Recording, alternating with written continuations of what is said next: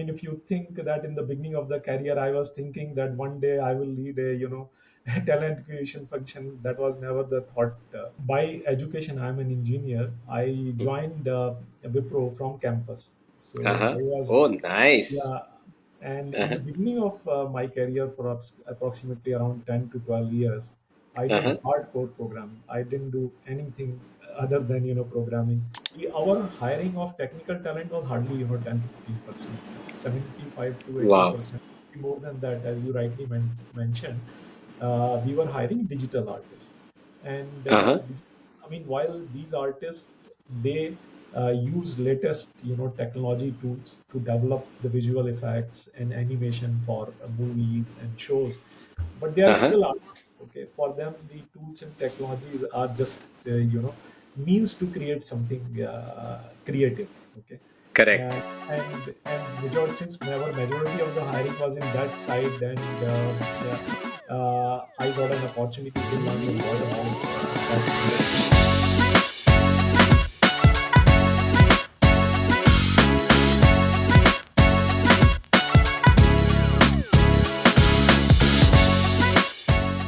Hi everyone, welcome to today's episode on Talent Superheroes.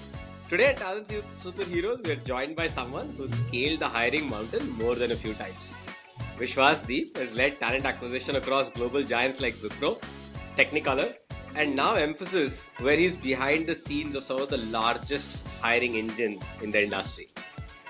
And not just regular hiring, right? He's built creative hiring programs for digital artists, run and built global structures that bring in about 10,000 people every quarter, and he's done it all quietly, methodically, and with the results that speak volumes. Outside work, Vishwas is just as focused on the tennis court. He's not just a fan, he also plays regularly and follows the sport very, very closely. Vishwas, you're a talent superhero. Thank you for joining us and sharing insights. Welcome to the podcast. Thanks, Sudarshan. Thanks for having me for the podcast. Really appreciate it. Oh, absolutely. I'm very excited about this episode, Vishwas. And I want to start with tennis. Yeah, like it's such a unique facet, right? And I feel like all achievers have like a very strong side of sport to them. So, very quickly, like, what does tennis give you that a full day of meetings never could? Sure.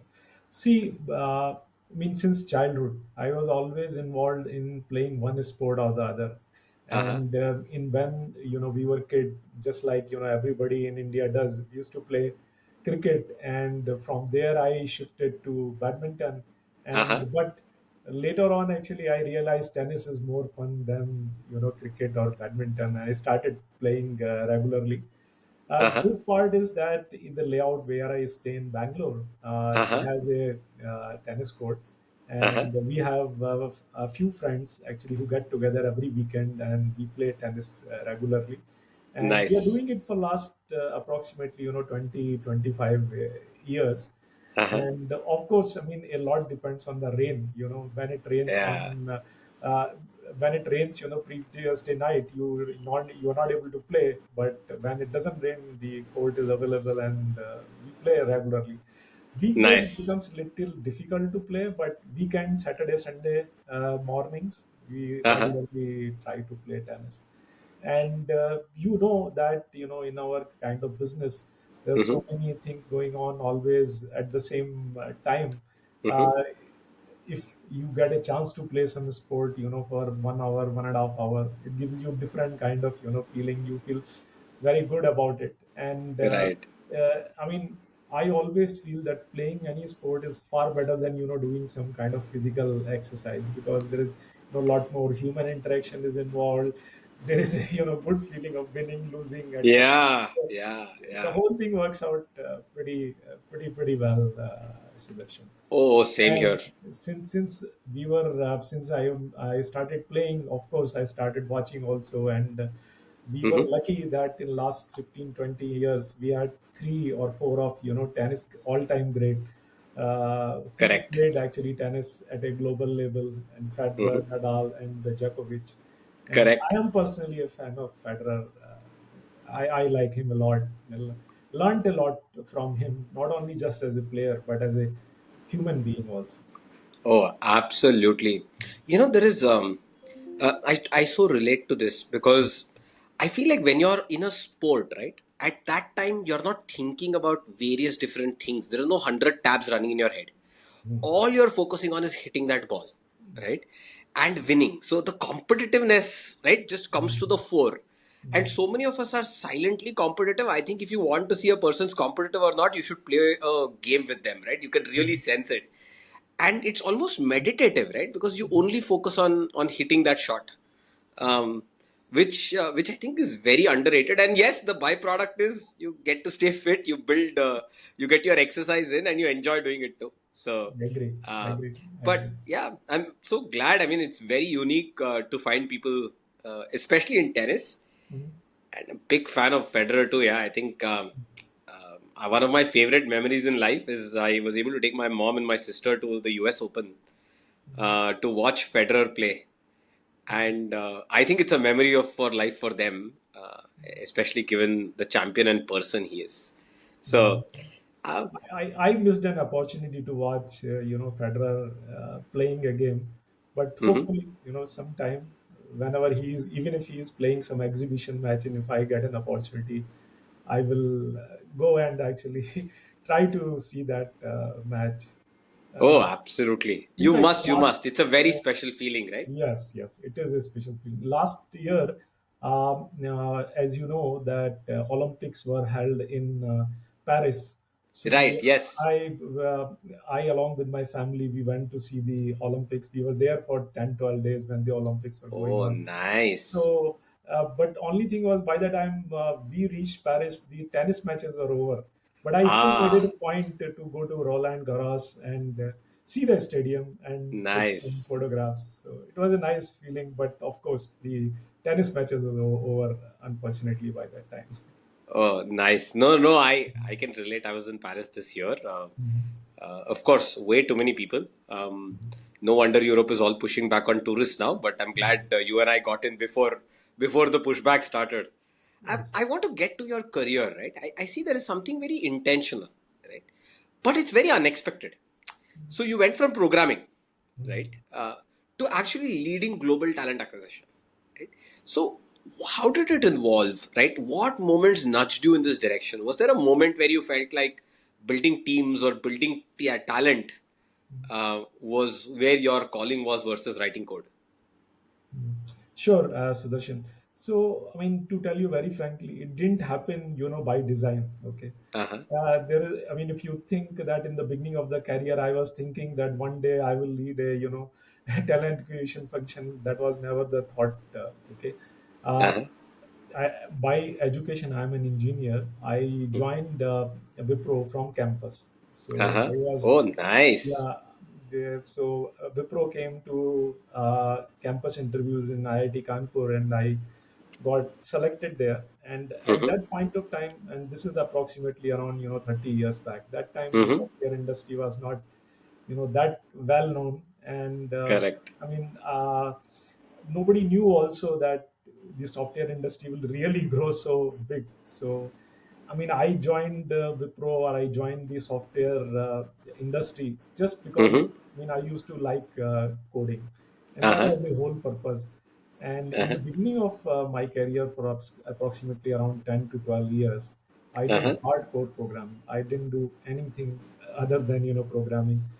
Some Uh-huh. of the, I mean, if you have heard of products like Coral Draw, Coral Ventura, Yeah, yeah. Coral used to be one of the Wipro's customers. So I used to actually do a hardcore programming work there, and I did it for 7 8 years. And Nice. then what happened that suddenly our engagement sizes, our account sizes, our project scope, etc., everything started growing. And Mm-hmm. uh, the engagement size, which used to be earlier 15, 20, 25 team members, started growing 100, 200. And I started moving much more from programming to much more towards project management, program Got it. management side. And started managing multiple projects, then programs, then started managing accounts, and then later on actually I started taking care of delivery for the whole vertical itself, which was securities and capital market vertical in my Uh huh. case. And that was the time, lot of work was coming to India. Our account team sizes, which used to be 100, 200, they started becoming 500,000, Wow. like that. And pretty soon actually it became a lot more, towards managing the whole talent supply chain part. Right. The, Right.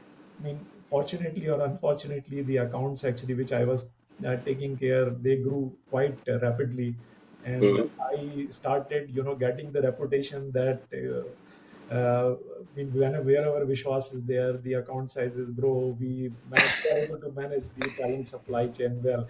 I mean, I don't think so, but definitely, others were thinking in that direction. So I started graviating, or moving towards much more in that side. And that is when actually somebody said that, look, why don't you yeah, start taking off recruitment for the whole of Wipro? For me, it was a very new thing. Okay, I've never done Mm-hmm. recruitment in my life, but Mm-hmm. the senior management thought that I can manage it, I can do it. And Mm-hmm. uh, and I decided to do it. And at that particular point of time, there were three four specific challenges also. We want Mm-hmm. to grow our numbers exponentially as far as the Yeah. numbers are concerned. There were some plans to move the technology platform also for Mm-hmm. the recruitment team, and then we wanted to try out new things on campus recruitment also. So Nice. these three things are very different. I thought if I take up the role, I will be able to make some difference to the organization, and that's why I took the role. And Oh, awesome. and I got so involved into it that I ended up doing this role for around 5 years in Wipro. Wow. No, and I think I don't, you're being very modest, Vishwas. But there are so many listeners here, right? Who think, you can control every aspect of your career, who want to plan every step. But I mean, your story of starting as a campus hire to managing, talent at the time when you took on talent acquisition, Wipro was what, already 100,000 plus? How many, what was the size?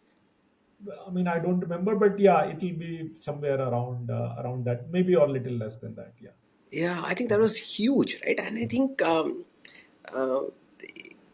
and even now, like if you look at the top 10 IT companies, you're leading global TA for top 10. And the beauty of this journey, right, is there is no, like, there is no one path. And people Mm, think there is one path. But if mm, you go embrace challenges, build skills, and you transfer, and you talked about it very nonchalantly, but your accounts grew some of the fastest accounts. You built out really large teams, and mm, then at that point, you probably were hiring a few thousand a month. I think that's a massive number, and I think that's pretty inspiring. I remember reading Kalam's autobiography, right? And he said his father's wish was for him to become the collector of the district. And I look at it and I say, look at this guy, right? Like he's gone on to become the president of the country, right? Like mm, that's and again, did he choose to be? No, he just went about his path, embracing challenges and mm. solving, right? That's very, very inspiring. And thank you for sharing that. And you're being very nonchalant about it, but it's not easy. It requires a certain rigor every day to get there. I want to switch tags, right? Like I'm very interested with your from coding to hiring. I really want to look at the fact that you had to hire artists, right? It's not as easy, right? It's very tricky. It's like winning and playing a five-set match because the talent isn't available, and talent is quirky, right? And you have to hire that talent at scale. And the way I understand it with hiring artists is there is a concept of taste, which the person on the other side who's evaluating has to feel there is this person has taste, right? So, like what I'm curious about is what were some unexpected lessons, right, that you learned while building systems around creative talent, right? So, Sure, sure, sure. So, I mean, towards the end of my career in Wipro, I was approached by Technicolor, And Uh-huh. this was, the time period when, COVID just uh, got over, or it was getting over. And at that point of time, Mm-hmm. if you remember, that there were a lot of, new movies, new shows which were, coming up, and Technicolor got Oh lot of yeah. new work.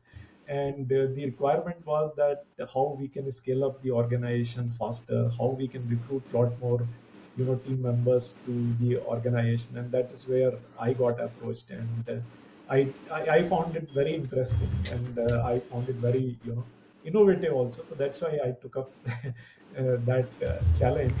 And in Uh-huh. that organization, our hiring of technical talent was hardly, 10-15%. 75 to Wow. 80%, more than that, as you rightly mentioned. We were hiring digital artists. And Uh-huh. I mean, while these artists, they use latest, technology tools to develop the visual effects and animation for movies and shows, but they are Uh-huh. still artists. Okay, for them, the tools and technologies are just, means to create something creative. Okay. Correct. And majority, since our majority of the hiring was in that side. And yeah, I got an opportunity to learn a lot about that industry. I will still not call that I'm an expert, but at least I know that how that industry works. And I was fortunate that I had, a good number of team members who understand these areas pretty well.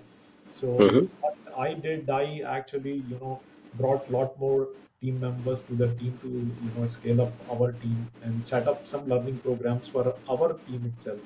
And Mm-hmm. then, of course, actually, our team was very passionate. They knew the industry pretty well, but they were lacking slightly only on the data side. So I brought lot more Mm-hmm. data related approach, data based approach, how we can actually run everything analytically, how we can do how we can do the things in a structured program, in Mm. different fashion, etc. So I brought all those things, but it was very, very, very interesting.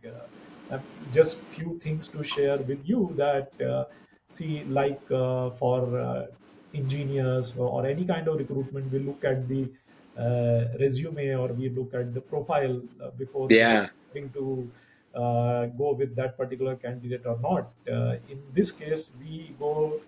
Our team used to go and look at the reels of these digital artists. And some of my team members, they were good. They were so good that looking at the reel, they can evaluate that what is the quality, or what is the Nice. level of expertise of that particular artist. And Right, right. again, as you rightly pointed out, the talent pool for this particular skill is not very big uh, Yeah. in India, and as well as globally. So Yeah. we came up with some academies programs also, 3 months, 6 months training programs, which help actually, budding artists to become full-fledged artists and things like that. So Nice. combination of, Nice. and we were able to actually scale the numbers. Oh, awesome, yeah. And I think I love the whole point around reels because typically as recruiters, right, everybody thinks about looking at resumes. Yes. But yeah, like I think if you have a way to read somebody's signature or assess the quality, right, and which you can with creative art, I think it's fabulous. And I like how we brought analytical mindset to like a creative role because at the end of the day, hiring is a matter of running the right operations, That's right, right. and that makes a big difference. Um, I want to switch to tapping into the whole aspect around hiring about say 10,000 people a quarter, right? That's largely like filling a small town, um, and you have to move really fast. There is no option, right? Otherwise, you lose revenue. So, how do you find the balance between quality, right? Because I see a lot of product companies focusing on quality, but they're okay to take their time. A lot of companies want to move really, really fast, but they compromise on quality, right? How do you find that balance of quality while moving at speed? Sure.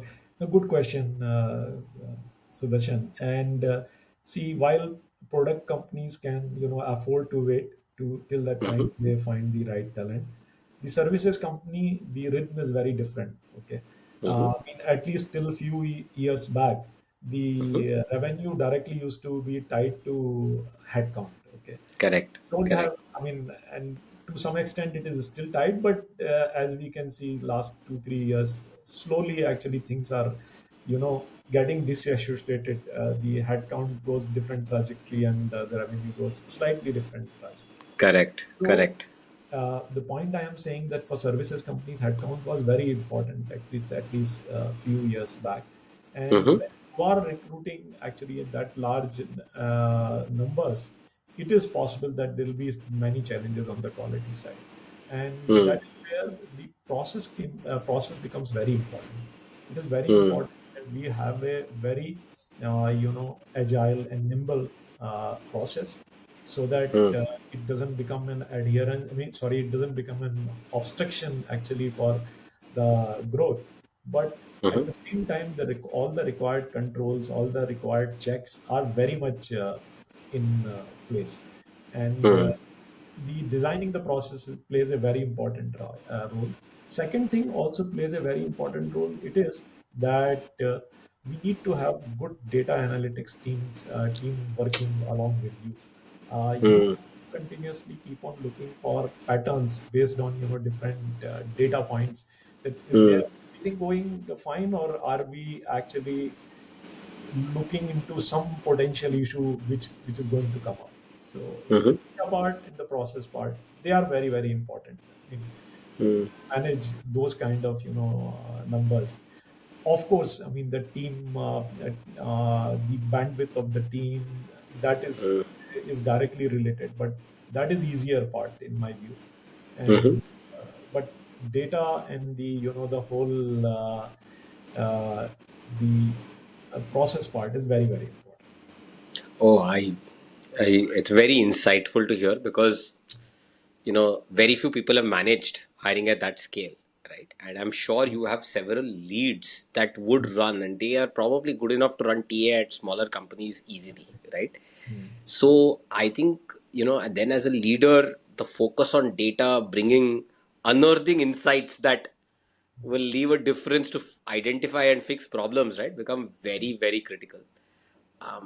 Thank you for sharing that. I think um, I want to also understand a little bit in terms of team structures, right? Like because we talked about uh, you've managed TA across 20 plus countries, right? Like at least 30 odd countries now, Mhm. um, and it's not time zones. There is languages, there is laws, there are expectations in different geographies, right?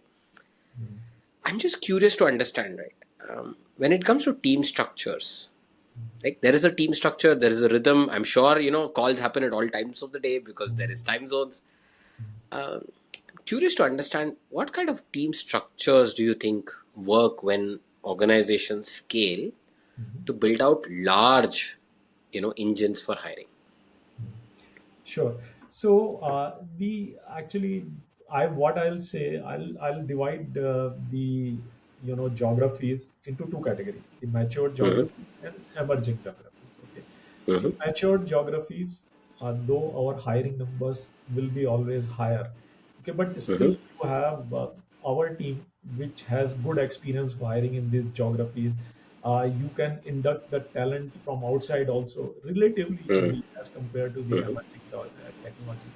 And Mm-hmm. the mature geographies will be like US, UK, etc., Australia, where and all these countries are English speaking also, so it also Mm-hmm. helps.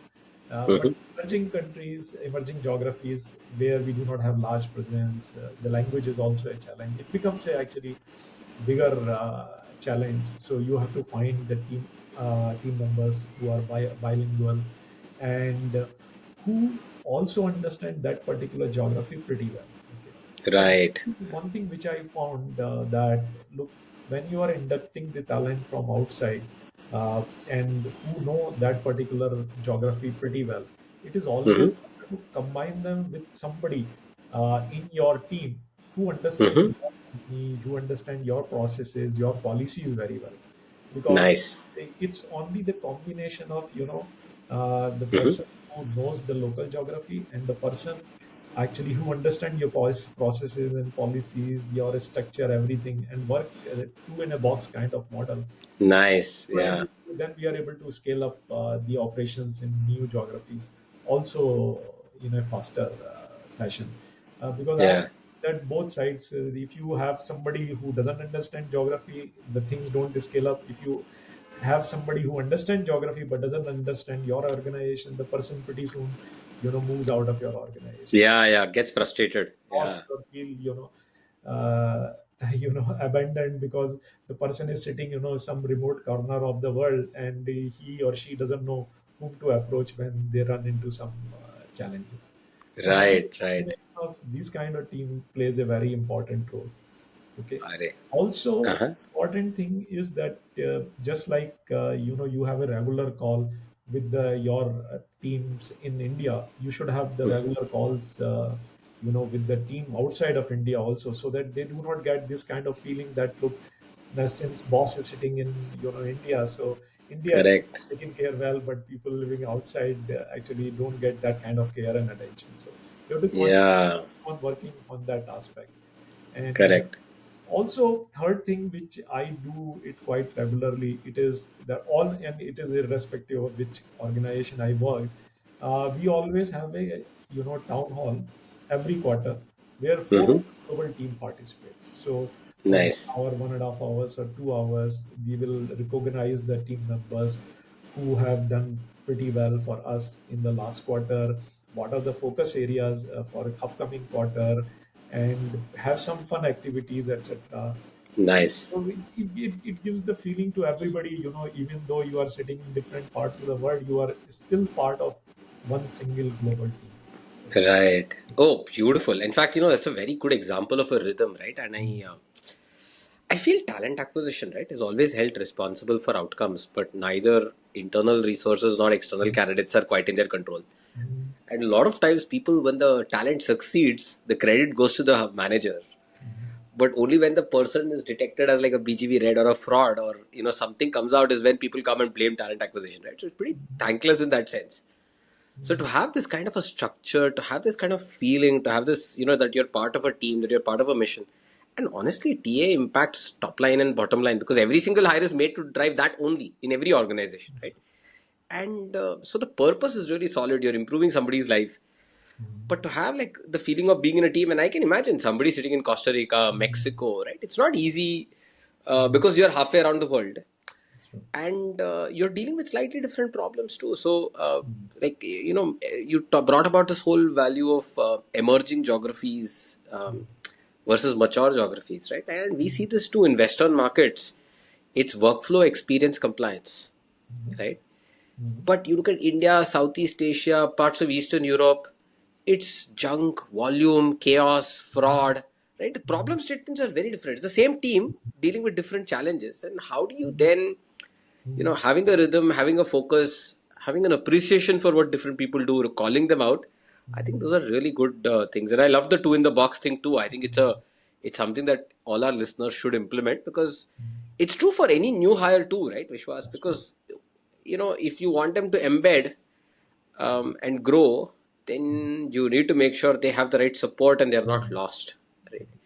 I'm going to share this with our TA team too. I think we need to do, I believe we need to do a better job with two in the box, and I think that might be the answer. But thank you. I want to also shift, with all of this AI coming in, right? And uh, TA is becoming more strategic, right? Because a lot of the operational aspects are kind of going down, right?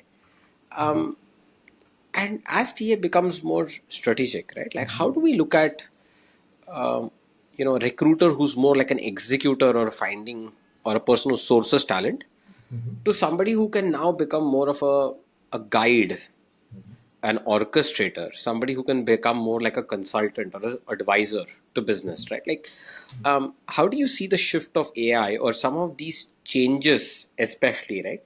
Including changes in the business model, right? Of what your teams used to run for before to now, drive this in terms of the role itself, and what do you think, people who are listening should kind of focus on in their careers? Sure. So, I mean, you have asked multiple questions at the same time. So let me go one by one. So first, as far as the whole recruitment landscape is definitely shifting. Okay, till few years back, all the recruiters, okay, they have to do a lot of things manual. Okay, whether it is screening the profile, whether it is scheduling the interview, talking to the candidate, getting the documents, etc. Everything used to be quite manual. And as we know that right now there are multiple tools available, tools, technologies, and many of those technologies are based on AI, and they help you actually definitely improve your productivity, your efficiency, etc. So the recruiters are actually having a lot of tools which are very helpful for them.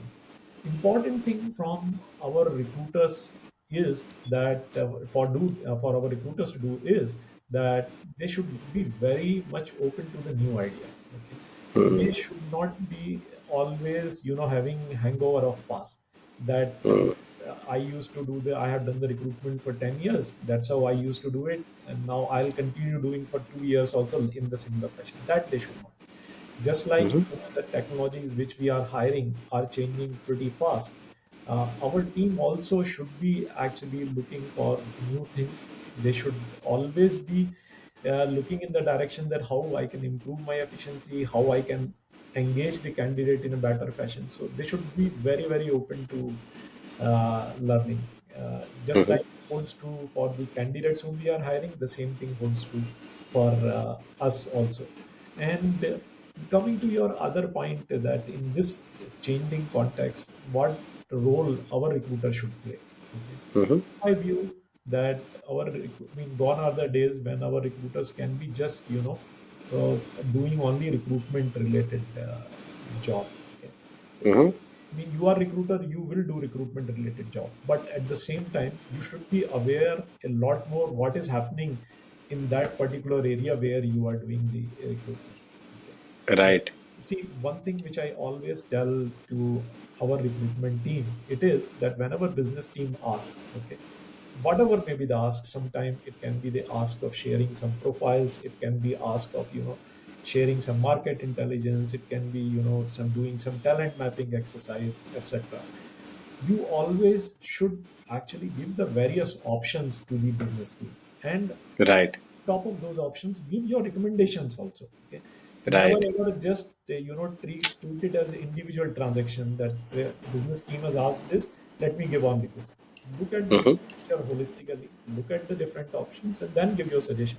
And then the kind of value add which you will do to the organization will be huge. And also your own credibility in front of business will go up significantly. So uh, very, very important. So I hope You, I was able to. no, you did. You caught that I was being greedy Mm, because I know we are pretty much at the end of time, but mm. I wanted to squeeze as much as I could. Sure, And sure. I think you hit it out of the park. If I have to summarize, Mm, mindset matters, right? agree. What it can do versus what it cannot. And I think that's a very easy way to differentiate. Sure. And as long as we can focus on what it can do and rewire ourselves around it, it'll be great. Mhm. Second, of course, is about if somebody asks something, can you do more? Right? Mm, I think that's the core difference. Um, awesome, awesome. Let's close with one last tradition mm. we have on Talent Superheroes. Any recommendation to leave our listeners wiser or inspired? Right? Could be a book, a quote, or in your case, a Federer match also that taught you more about leadership than anything else could. Anything that you'd love to share. Sure, sure. So, I mean, yes, Federer is my hero. And one of the phrase, actually, I remember he said after one of the matches, one hard fought match, which he won against Nadal, he Uh-huh. mentioned that there is no way around the hard work. You have to embrace it. Yeah, So, yeah. I mean, this is what I would like to share, that I mean, you have to be continuously putting your efforts. Hmm. One day the result will definitely come. Oh, absolutely. Very profound. Thank you. Hey, Vishwas, thank you. This has been an absolutely fun episode. Thank you for sharing your insights with the audience, and you're a true talent superhero. Have a nice day. Thank you, Sudarshan. Thanks for giving me this opportunity. Thank you very much.